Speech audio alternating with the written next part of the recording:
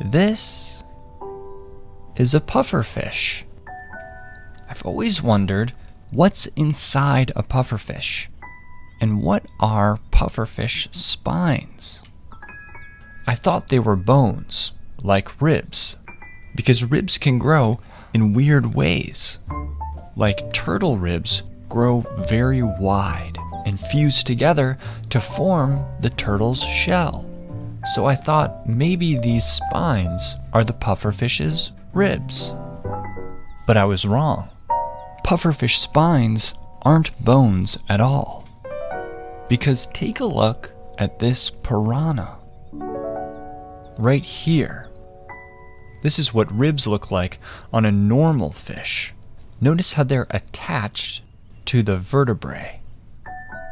Now let's look at a pufferfish skeleton. There's some preserved skin draped over it. Let's try to pick it up. It's not attached to the rest of the skeleton.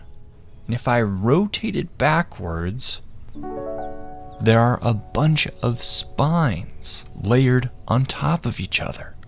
See how they're attached to the skin? They're not like the ribs on normal fish. They're not attached to the vertebrae at all. So if they're not ribs, then what are they? Well, take a look at this silvery fish. You see how it's covered in scales? Now imagine if this scale grew very long and pointy. You'd get something that looks like this. Pufferfish spines aren't bones at all.